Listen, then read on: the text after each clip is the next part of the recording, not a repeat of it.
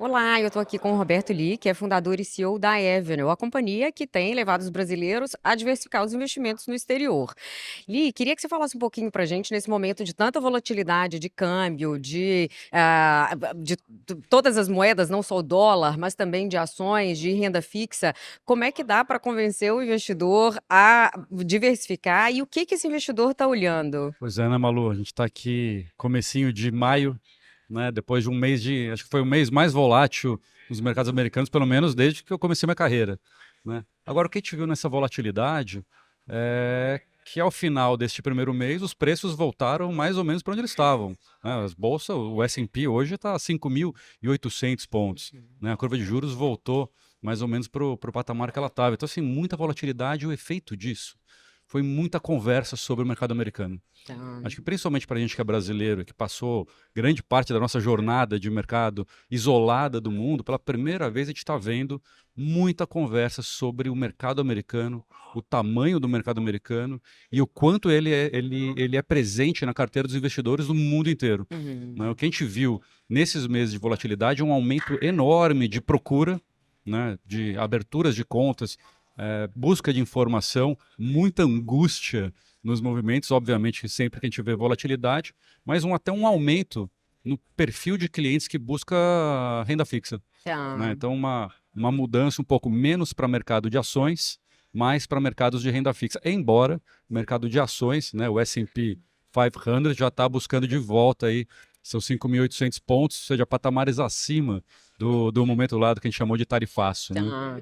Agora, esse investidor que vai para a renda fixa nos Estados Unidos, ele já investe no Brasil e ele começa pela renda fixa ou ele passa pelo ETF, pela bolsa? Como é que vocês percebem esse movimento? Ô, Malu, a gente vê as carteiras, assim, a presença de ações nas carteiras de quem começa a investir nos Estados Unidos, ela é de quase 100%. Todos os investidores que a gente Tecnologia. tem, mas eles têm pouquíssimo, é pouca parte do share of wallet, ou do share do portfólio deles.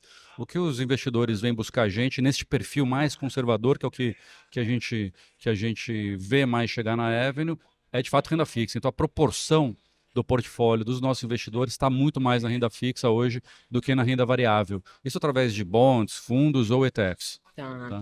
Agora, ali, quando a gente fala desse movimento todo, os economistas percebem muito, e os gestores, né, esse fluxo de saída, de entrada dos Estados Unidos, mas continua sendo o principal mercado e vai continuar fazendo sentido nas carteiras, é isso? Pois é, Malu, ontem a gente estava em alguns painéis aqui incríveis, né?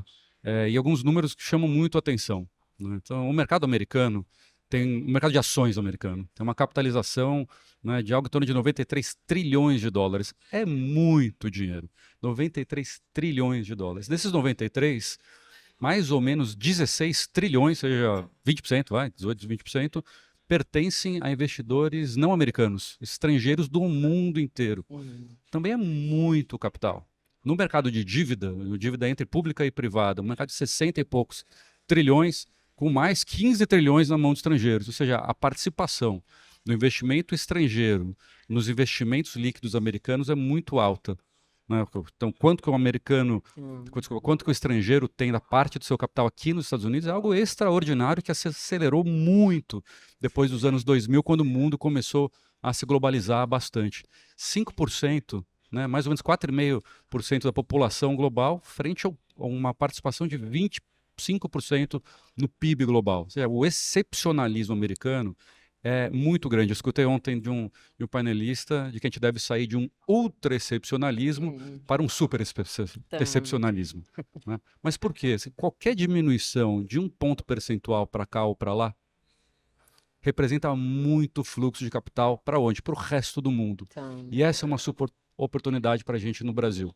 Né? Então, desde os anos 2000, quando a gente viu esses números de estrangeiros chegando capital aqui, né, a gente como brasileiro não participou tanto. Nossa economia é muito fechada, seja para receber investimentos, quanto também para participar desse movimento contrário, que é investir no resto do mundo, investir aqui nos Estados Unidos e aproveitar esse mundo que não para de crescer, e essa é a verdade, não é?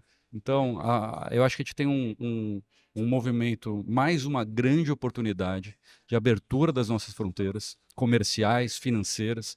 Esse tipo de evento que o Itaú promove É um ambiente de troca muito sólida, muito profunda, né, que cada vez mais se enraiza, mas que a gente possa participar mais dessas trocas, seja de investir aqui, né, então o estrangeiro investe em média 30, 40% do seu portfólio aqui nos Estados Unidos. A gente no Brasil está mais perto do zero. Tá, Né, então esse reequilíbrio com paridades globais faz sentido. tá. O que a gente deve ver são carteiras brasileiras vindo mais para cá, mas investimentos globais também se deslocando para mercados emergentes. A gente espera muito que parte disso vá para o Brasil. É bom ver o empresariado brasileiro aqui em Nova York trocando informação, trocando visão de futuro com o empresariado americano, com políticos americanos, enfim. Acho que a gente tem um caminho bom pela frente. Agora, e aí como é que na Avenue vocês estão vendo isso em números? Conta um pouco pra gente essa cronologia ali do primeiro ano de Avenue, quanto tinha de volume de brasileiro investindo no exterior. Aí vocês tiveram uma venda de participação para o Itaú, que deu ali um gás também de distribuição, né? E como é que tá hoje? Pois é, Malu, eu acho que a gente tem uma. A Ever é uma empresa jovem, né? A gente tem 8 anos de idade. A missão da gente como empresa é expandir o mercado brasileiro para fora, rumo aqui ao exterior, e principalmente, assim, no nosso caso aqui nos Estados Unidos. E o que a gente viu é um crescimento tremendo da empresa, nos números, principalmente depois da nossa associação com o Itaú, mas uma jornada de descoberta do mercado americano. Olha só, no início da Avenue, quando a gente perguntava para o nosso público, "Poxa, por que você deveria ter dinheiro fora? Por que as pessoas deveriam ter dinheiro fora do Brasil?" A resposta era assim, para comprar ações de tecnologia. Ponto final. Esse era o único case. Pensa nos Estados Unidos, pensava em ações. Hoje, quando a gente faz essa mesma pergunta, né, com o público que, por exemplo, o Itaú nos recomenda, né, e fala, por que você tem dinheiro fora do país? Ou por que você deveria ter dinheiro fora do Brasil? A resposta quase que unânime é para proteger meu capital. Né, participar das grandes oportunidades do mundo e diversificar meu portfólio. Isso mostra uma maturidade do nosso público nessa jornada. Isso dá para a gente esse super otimismo de que a gente vai ser mais uma nação que vai sair do zero de investimento internacional para algo com paridade que a gente vê no mundo. Né? Meu guess é que ao longo da próxima década, a gente vai ver os portfólios brasileiros tendo entre 20% e 30% da participação internacional já dentro deles, com grande parte ainda na renda fixa, que é o que a gente brasileiro gosta de investir e conhece do ponto de vista de investimento, né? Uli, e a Avenue não foi a sua primeira companhia, a primeira empresa que você fundou, você é um investidor serial, empreendedor serial, já tinha fundado outras companhias, fez um caminho difícil, que foi criar uma empresa, um brasileiro criando uma empresa nos Estados Unidos. Queria que você falasse um pouco dessa jornada do empreendedorismo e o que se vê hoje nessa, né, mudança desse cenário, né, para ser um empreendedor brasileiro. O que tem de oportunidade e ainda de desafio? Não, e é engraçado porque a gente sempre escuta muito aquele clichê, poxa, você conseguiu empreender no Brasil, empreender fora Qualquer lugar do mundo. é ser diferente, assim, né? Eu passei grande parte da minha vida, estou morando aqui nos Estados Unidos, já vai fazer 8 anos agora, né? Tem sido um presente da vida. Acho que a escola brasileira dá pra gente bastante resiliência, né? Mas empreender aqui nos Estados Unidos assim, não é mais fácil ou mais difícil, é mais fragmentado, tem muita oportunidade, é muito pró-negócio. Começar é mais fácil, prosperar talvez seja um pouco mais complicado. No Brasil, começar é muito difícil, as barreiras de entrada são sempre muito altas, você passar da arrebentação é muito difícil. Aqui nos Estados Unidos talvez seja um pouco contrário.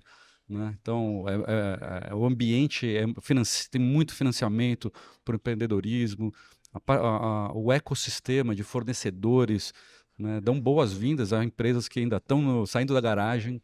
Então é diferente. Para mim tem sido um presentão da vida, assim, empreender aqui nos Estados Unidos, né, ainda mais com uma parceria com o Itaú, né, que antecipa para a gente 10 anos nessa nossa jornada de ganhar reputação, de nos apresentar para o resto do mercado, né, de construir uma jornada de produtos.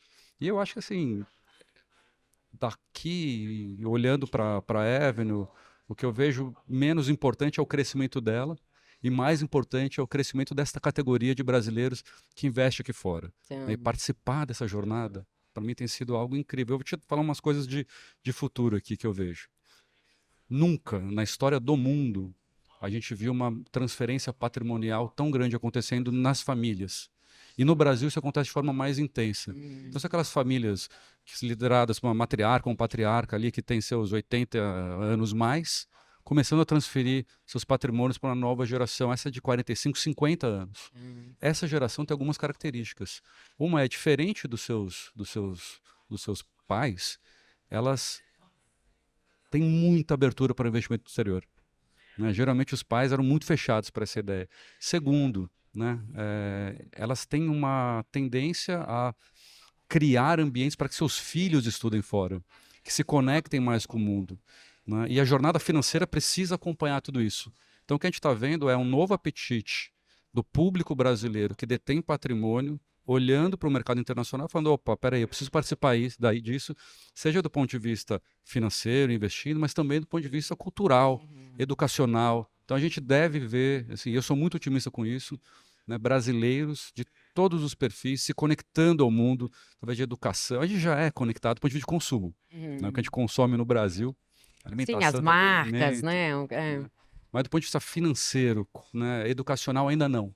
Então eu acho que essa é o grande mote, ou grande avenida que a gente deve entender ou viver ao longo dos próximos anos. Isso vai ser uma troca grande do Brasil como economia com mercados gigantes como o americano também como economia, de trocar. Né? Essas nossas balanças comerciais, financeiras devem se abrir e isso é muito pró-país. Né? Eu acho que a gente se conectar com o mundo, num mundo tão conectado como é hoje, com AI para cá, blockchain para lá, tokenization, né, stablecoins, todo esse mundo de coisas acontecendo, a gente precisa participar e, de novo, eventos como esse são catalisadores do movimento. Agora, para mexer nesse percentual, você falou que agora praticamente zero, né, de participação do investimento no exterior do brasileiro. Quanto tempo você acha que a gente vai ver essa mudança? 10 anos? Acho que mais para 5 do que 10. Né? Os movimentos são muito rápidos. Porque como você está no zero, os primeiros passos são muito grandes. Né? E Brasil, infelizmente, ainda tem um patrimônio muito concentrado. Né? Então, mas a concentração também fica na mão de quem tem mais conhecimento ou que é mais assessorado. Né? Acho que os grandes roadblockers, seja de acesso tecnológico, seja de acesso regulatório ou conhecimento sobre por que investir no exterior, estão caindo. E à medida que eles caem, são roadblocks, são barreiras muito grandes que, quando caem, liberam fluxos de investimento muito grandes. A gente já começou a ver isso, né? Nos últimos anos e vai ver só se acelerando agora nos próximos 5. 5 anos, vamos acompanhar. Então me Obrigada, cobra Ali. depois.